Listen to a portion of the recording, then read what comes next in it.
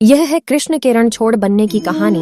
भगवान श्री कृष्ण का जन्म कंस का वध कर समस्त पृथ्वी लोक को उसके अत्याचारों से मुक्त कराने हेतु हुआ था। किशोरावस्था में ही वह गोकुल से मथुरा आ गए तथा दुष्ट कंस का वध किया।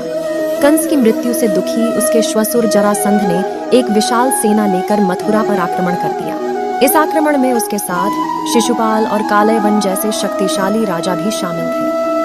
जल्दी ही सेना मथुरा जा पहुंची और मथुरा की राजसभा में कृष्ण तथा बलराम को सेना को सौंपने का संदेश भेजा गया। इस युद्ध को टालने तथा मथुरा के निर्दोष नागरिकों को बचाने के लिए कृष्ण ने रातों रात वहां से सैकड़ों किलोमीटर दूर समुद्र में एक नई नगरी द्वारिका का निर्माण करवाया। अपनी माया से उन्होंने समस्त नागरिकों, उनके पशुओं तथा संपत्ति को नींद में ही नई नगरी में पहुंचा दिया।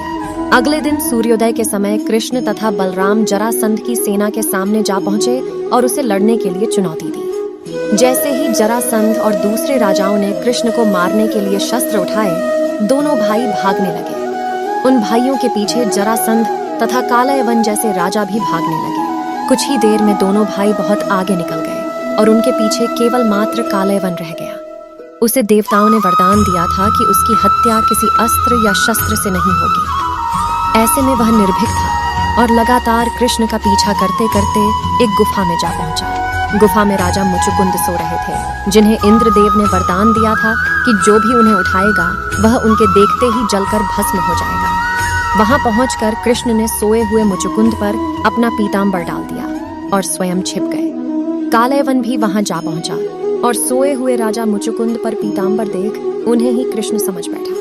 उसने मुचुकुंद को उठाने के लिए लात मारी, जिसके कारण उनकी निद्रा खुल गई और उनके देखते ही कालयवन वहीं पर जलकर भस्म हो गया। तत्पश्चात कृष्ण ने राजा मुचुकुंद को अपने चतुर्भुज स्वरूप में दर्शन दिए और उन्हें मोक्ष पाने का वरदान दिया। वहीं दूसरी ओर जरासंध और बाकी राजा पूरी तरह से खाली मथुरा देखकर वापस लौट गए। युद्ध से भागकर कृष्ण ने रखा।